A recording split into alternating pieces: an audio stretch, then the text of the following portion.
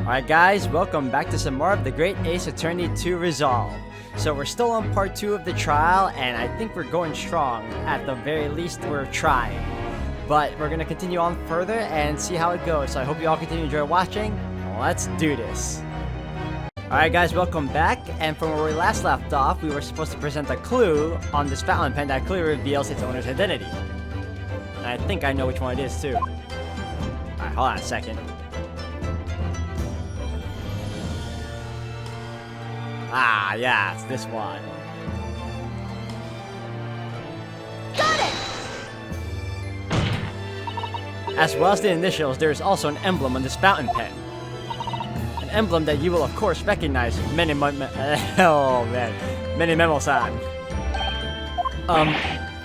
Goodness me. It's the emblem of the Shoyu News. In other words, the owner of this pen is an employee of the Shoyu News whose initials are RM. Suddenly, the stars in the night sky don't seem so numerous, do they? Well, Memo-san, how do you respond?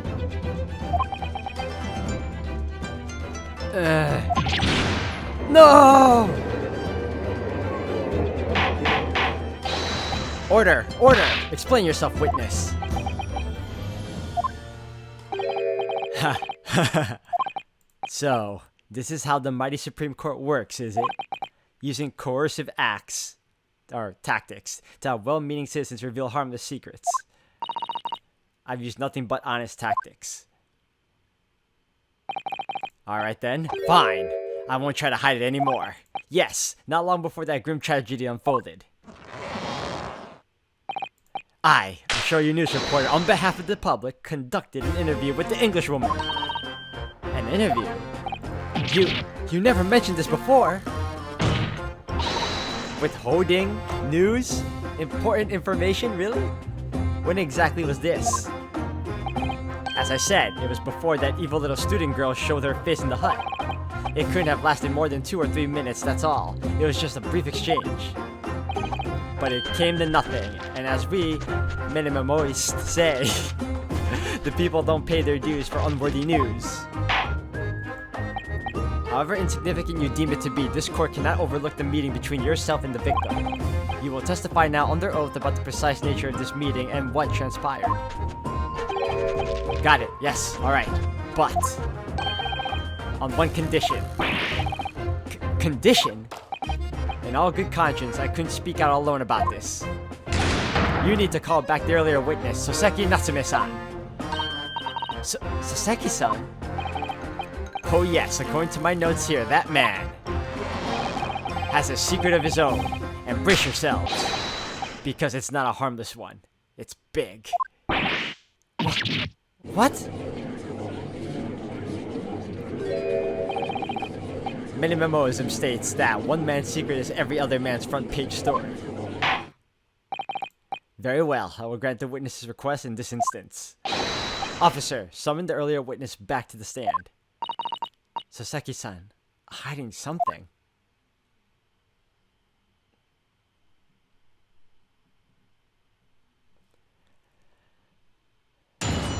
Alright, witness testimony, here we go. The witness's secrets. I asked the Englishwoman for an interview, but she declined, so I left the hut without making a fuss. Then, watching secretly from outside, I saw the woman being stabbed and the other witnesses come running. The detective realized that the victim still had a pulse, so he ran off to fetch help. That's when this writer man here asked the woman a very significant question. But he didn't say anything about that in his testimony, which is why Minimoism demands I reveal it now.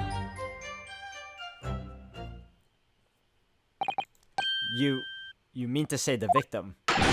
The victim regained consciousness? And when she did, you decided to ask her a question? That's, true, yes. He did, and that's not all. The woman gave him a very definite answer. An answer that incriminates the accused. This is preposterous. Why am I only hearing about this now? Why didn't you mention this before, you yokel hack? It wasn't even a conversation! Yes, I did pose the withering English rose a question. I don't deny it. But she could no longer speak. She was barely conscious even.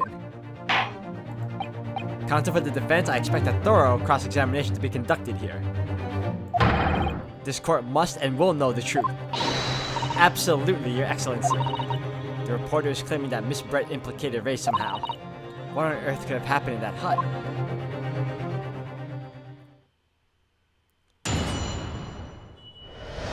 Let's go. I asked the Englishwoman for an interview, but she declined, so I left the hut without making a fuss. Then, watching secretly from the outside, I saw the woman being stabbed and the other witnesses come running. The detective realized that the victim still had a pulse, so he ran out to fetch help. That's when the writer man here asked the woman a very significant question. Really now? Hold it! What question? What exactly did he say? Well now, you should hear that from the horse's mouth, I think. Don't you, Mr. Writer Man? Ah! Out with it, you yokel hack! What did you say to her? What did you say to the dying English woman? Well, in truth, I've been catching crabs at the water's edge and building castles in the sand, you see. Well, the seaside is a place to be at leisure, I suppose, even for a grown man. But then all of a sudden, from that little beach hut, a young girl's panic-stricken cries for help pierced the air. Ray? I ran up the beach to see what was happening, to find the defendant leaning over the collapsed victim. As soon as Inspector Hosonaga saw Miss Brett on the ground, he sprinted off to get help. And then, just a moment later, I heard a faint moan. A moan from the dead Englishwoman. I nearly jumped out of my skin! But what did you ask her, Soseki-san? I asked her, who did this to you? Don't protract this any longer. How did the woman respond? She didn't! She didn't say it. She said nothing in response. But... When in the stand, you will answer the questions asked of you unambiguously. Now, without evasion or reticence, I demand that you amend your testimony. I will! I asked her, who did this to you, but she never replied. Hold it! So you tried to find out who the culprit was. He who asks a question is a fool for a minute. He who does not remains a fool forever. And having been labeled a criminal twice during my time in Great Britain, I was quick to make up my mind. Better to be a fool for a minute than to remain a fool in prison forever! However, you indicated that the victim failed to respond. Is that correct? I know why. I know why the Englishwoman said nothing. She was ignoring me because of my stupid mustache, because I'm Japanese! Oh dear, Soseki-san has really developed a dislike for the English, it seems. Having read the report on his time in Great Britain, I can't say I'm surprised at his xenophobia. But the Englishwoman didn't ignore you at all. Did she, Mr. Writer Man? Well, yes. Alright. She did respond in a manner of speaking, I suppose. She just lifted a trembling finger and pointed in a direction at the defendant. Really? Hold it! Miss Brett pointed a finger at the defendant? Soseki-san, is that really true? It's not easy to stand here and say this, but when we first entered the beach hut, the Englishwoman was sprawled on the floor before us with the student girl standing on the far side of her. And when I asked, who did this to you? The Englishwoman summoned her last ounce of strength to point a trembling finger at the back of the hut. Which was, it can't be denied, in the direction of the student girl who stands accused today. Or, again guys, it may not be her she was pointing at, it might have been someone else. It just so happens, like Soseki says, she happened to be in the way. There was someone else in there, I believe.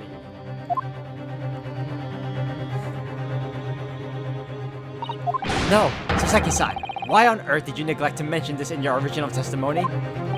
But, fiddlesticks, I say! This is not a British court of law. You will respond in Japanese.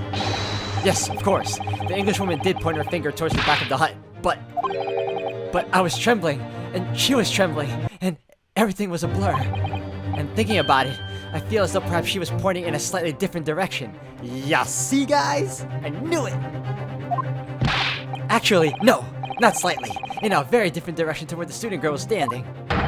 To somewhere at the back of the hut, where nobody was standing at all. You mean that your memory of events and the direction in which the victim was pointing are both unclear? Yes, that's it. Unclear. I am very, very unclear. Objection! Your Excellency, surely this proves the matter beyond all reasonable doubt. Yes, the woman may barely have been conscious, and yes, perhaps her finger wavered slightly. But there can be no doubt that this was an attempt by the victim to confirm the identity of her assailant. Why? Because as the court can see, there was no other than the accused in the direction the victim was pointing. It is now abundantly clear that no one besides the accused could possibly have committed this crime. I'm inclined to agree. And in the absence of any credible argument to the contrary, I believe we can now conclude this trial. No! No! Heh heh heh. The headline's writing itself. Dashing lawyer's hopes dashed. 92 point across the whole page. We do an extra edition. This is a serious blow to Sato. Unless we're able to identify the true culprit and substantiate our claim with evidence, the judge will give his ruling and the trial will be over. But that's impossible, Father. We don't even know how the crime was committed yet. Impossible though the task may seem, we have no choice. We must think back over everything we've learned thus far. Somewhere in all those details, I'm confident we'll find the clue we need. Ray gave us her account of how events unfolded in the defendant's antechamber before the trial resumed. She told us what happened at the precise moment Miss Brett was killed.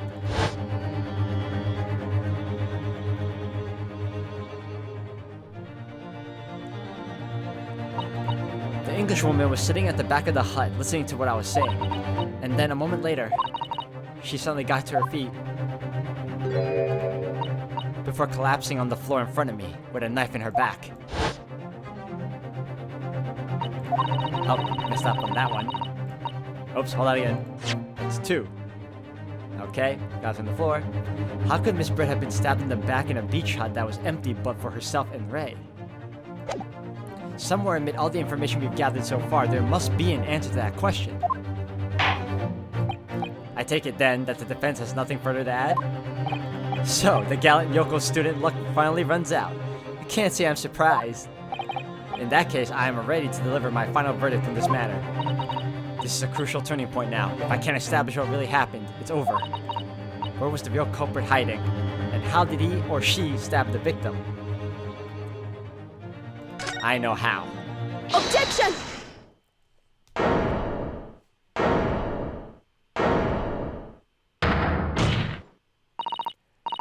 Your Excellency, I respectfully ask you to postpone your adjudication for the time being. Oh? To what end, counsel?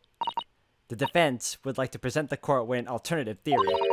An alternative theory that can explain who the victim was actually trying to implicate with her dying gesture. Objection! An alternative theory? Ha! None exists. Objection! There was someone else present at the scene. Who could have committed this crime? What? And the victim, Miss Brett, tried to reveal who it was to those around her at the time, by mustering all her remaining strength and pointing a trembling finger in the killer's direction. This is fiction. Fantasy. Very well, as you seem so sure of yourself, counsel, I am prepared to hear your alternative theory. So, young Ryotaro Naruhodo? Yes, your Excellency. You will present your latest theory to the court by means of this plan. At the moment the victim was stabbed, where exactly are you proposing the culprit was concealed? Okay. So, this is the culprit and this is the victim. So, if she was pointing... Hold on a second, let me get my, there you go. If she was pointing... outside... Take that! Naruhodo-san would never give up, and I'm a Naruhodo now. The true culprit who fatally stabbed Miss Brett was concealed in this location here. Are you mad, counsel? You're suggesting the culprit was outside the hut. What?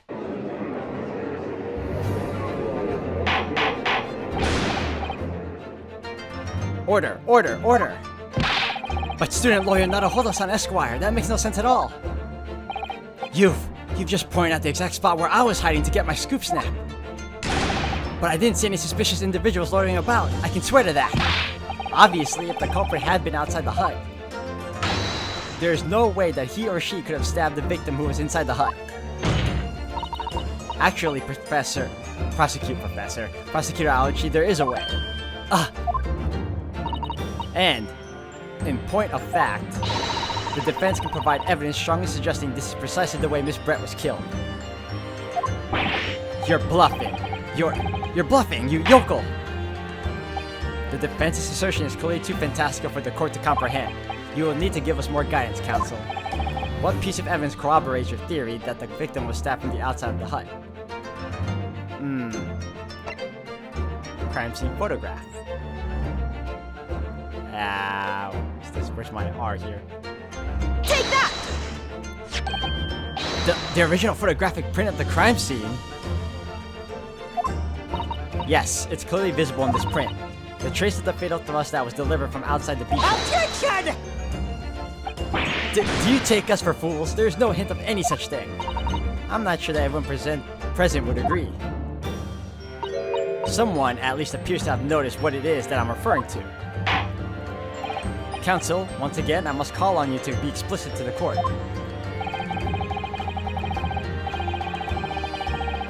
Where on this photograph is the trace of the stabbing which you claim took place from outside the hut? Well... right here, that little opening right here. Let me get... there you go. Take that! Look closely just here. In the screen at the back of the hut, you can see the effects of a blade having been forced through the reeds. No! I can't! I can't see any such thing! It's true that the hut in question had 4 walls as you'd expect. However, by parting the reeds, a knife blade could easily penetrate them.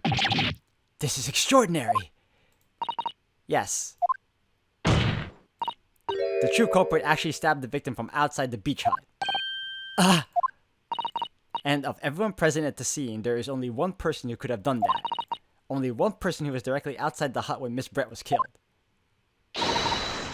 Right in Many Memo-san, it could only have been you. No! Objection! This preposterous idea leaves me almost speechless. Just look at the photograph again. The victim lies almost exactly in the center of the beach hut, does she not? Are we to assume as part of this farcical scenario that the assailant was a knife thrower? Objection! No, of course not. We're not? If you recall the testimony of the defendant about the events just before the victim's death. Inside the beach hut, I confronted Miss Brett. But she just sat on a stool at the back of the hut smiling sweetly at me as if she knew she was untouchable. A stool? Have another look at the photograph. The slit in the reed screen would align perfectly with the back of a person who was sitting on that stool. My word. So in fact, the victim was killed while sitting on that stool by a stab wound to her back delivered through the reed screen. Having been attacked, Miss Brett rose to her feet instinctively. But then, unable to speak, she collapsed on the floor in the middle of the hut, before the defendant Membami-san's appalled eyes. And that, Your Excellency, is the truth of what happened on the beach that day.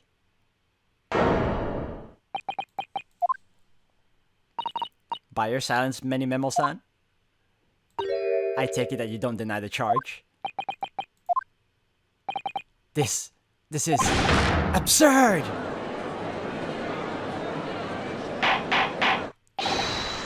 That will do. It would appear that we have a tacit admission of guilt from the witness. Accordingly, this court has successfully established the truth of this matter, which means that the defendant Membami-san is innocent of the crime. Oh, thank goodness. I finally made him cave. I must say, I've never been more proud. No, this can't be. The Aochi clan can't. What of my growth? My growth of hope? It wasn't all an apparition. I can't accept this. I won't. I see no reason for the continuance of this trial. I will therefore...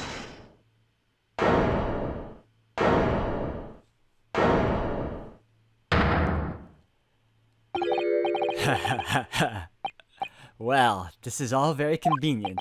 This is how the highest court in our mighty empire delivers justice, is it? Suppressing well-meaning citizens' freedom to speak and branding them as criminals. But we've established that the victim was stabbed from the outside the hut through the reed screen walls. Oh, hold on a second. Missed that one. And no one but you was in place at the time to have his hand on the hilt of the blade. It's a perfectly logical deduction. So, your argument hinges on the location of whoever stabbed the Englishwoman, does it? Well, it seems a little irrelevant now. Irrelevant? Where she was stabbed, how she was stabbed, it doesn't matter. I mean, whether she was stabbed at all makes no difference if you think about it. After all, this trial's already shown the whole thing hinges on something else. What? What are you talking about? Brace yourself, little man. I'm talking about the fact that everything's changed. Because of the dirt you dug up. What? Enough obscurity. Explain yourself, witness.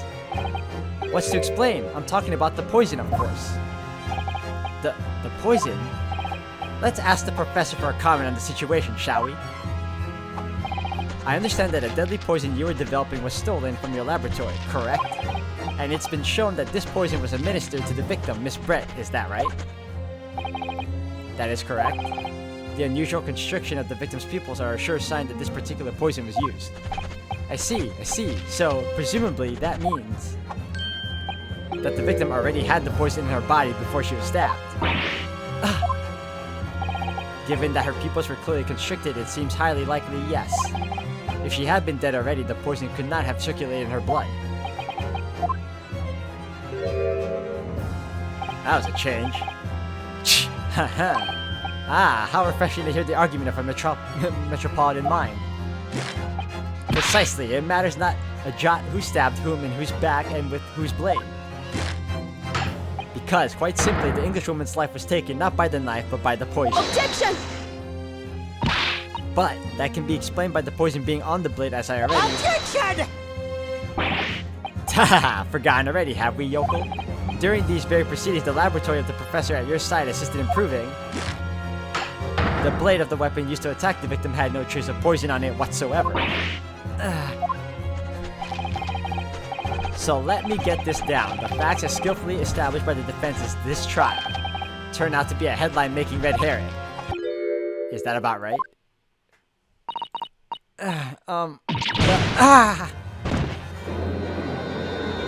Man, the turnaround already. Order! But where does this leave us? How, in that case, did the poison enter the victim's body? There is an undeniably obvious answer to that. The lady most likely imbibed it. You mean she drank it? Have another look at the photograph here, as you can see. A bottle of carbonated water and a glass had been knocked into the sandy floor of the beach hut. The poison could have been slipped into either. So somebody made Miss Brett drink it. Well, what do you know? Look at those dashing eyes. This will make a great front page shot. Hey! Why the bewitching stare? After all, I'm the last person you should be looking at. It would make no sense at all that I poisoned the woman, would it? I mean, that's been established already. Hold it! Established? What are you talking about? Don't tell me you've forgotten. That's a little hard to believe, given that the person who established it was you. Me? What on earth does he mean? Ooh, let me capture those wide eyes. This is prime press spotter, this is. Oh, I missed that one again. It would seem that this trial is not destined to end yet after all. I hereby call upon the witness to give further testimony. That's great, that is. Let me get a shot of that magnificent beard, Your Excellency. You claim it to be impossible that you were the one responsible for administering the poison to the victim. You will explain to the court in your testimony the basis upon which you make such a claim. I'm a journo and I'm a man, and I've never tried to run or hide from anything in my life. And I'm not about to start now, because that's minimoism. For a brief moment, I thought I'd eliminated the truth, but it slipped right back into obscurity again. Just where is this child going to take us? Here we go. Complete innocence. Oh yes, I stabbed the English woman, and it's that very fact that proves I'm innocent. Because why would I have bothered to stab the woman if I'd already poisoned her? When I heard the student girl and that pompous English murderer arguing, it got my goat. If the courts weren't going to punish Brett for what she did, someone else would have to see justice done. So you admit it then, that everything happened as I described. That you are the one who stabbed Miss Brett in the back through the read screen. You can blame this miserable country of ours. A country that bows to the pressure of foreign powers and lets murderers walk free. What kind of future can a country like that have? That's why I did it. I did what our pathetic leaders didn't have the guts to do. Slap bang in the middle of that charming lady's back. I plunged the blade of sweet justice right in there.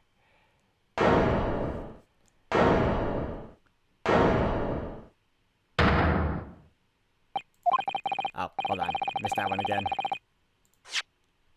As someone who spends his life seeing that the truth is told, I feel really, really awful about giving false information in my testimony before. But as it turns out, there was somebody else who had it in for the victim and got to her before me. That's right, you guessed it. That pretty little student girl. Now there's a woman after my own heart. You're implicating Ray again. She's the one who gave the poison to the English woman and ended her pitiful existence. And suddenly, snap, this journal here is off the hook. The argument is sound, certainly. If the witness had administered the poison himself, he need only have waited for it to take effect. Subsequently, stabbing the victim in the back would have been entirely nonsensical. He still stabbed her though, so he's gonna get punished one way or another. He's not off the hook. And therefore, this reporter had nothing to do with the poisoning. Yes, it's all quite logical. That's right, it is. Logical and true. I'm glad you've all seen the light. Justice at last. This is unbelievable. And after I made so much progress in proving his guilt, is he going to get away with it now?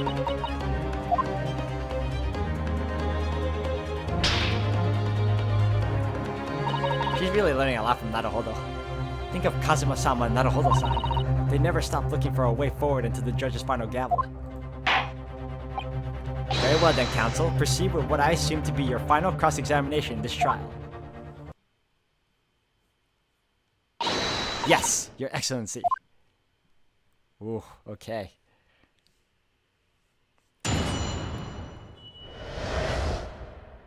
Complete innocence, let's go. Oh yes, stab the English woman. Because why would I have bothered to stab the woman if I already poisoned her? When I heard the student girl and that pompous English murderer arguing, it got my goat. Pompous English murderer? Hold it! What exactly were they arguing about? Oh, okay, I was thinking of someone else. Alright. About what happened in that restaurant 9 months ago, that's what. The student girl was laying into the English woman for killing her beloved mentor, Dr. Wilson. Yes, Dr. John H. Wilson. A professor of medicine invited here from England by Professor Mikotoba, no less. Right, but the English woman just jeered. Her case was to be heard by the British consular court in Shanghai, however. There is little doubt that she would simply have been acquitted and sent back to her homeland a free woman. It was eating that student girl up inside, you could see it. I really felt for her.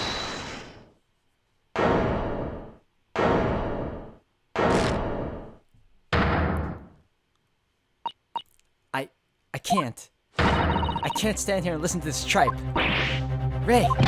Young girl, you stand accused here. You can't just blurt out whatever you feel like it. No, you can't. Sorry, but I'm in the middle of some very important testimony here. Just keep quiet and listen. But this awful man is making all this up. Susato, please, you have to make them listen. Return to the dock at once, Membami-san. We are in the middle of a cross-examination. Hold it! Your Excellency, please, I implore you. That journalist is clearly not a trustworthy witness. Exactly. He's a filthy, rotten, black-hearted, bigoted, dirty, great peeping Tom. Whoa, take it easy there.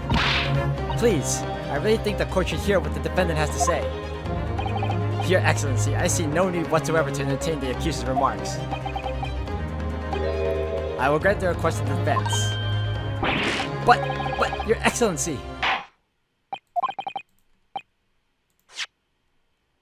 This is likely to be the final cross-examination of these proceedings. As such, I believe it would be ill-advised to stifle the defendant's obvious concerns.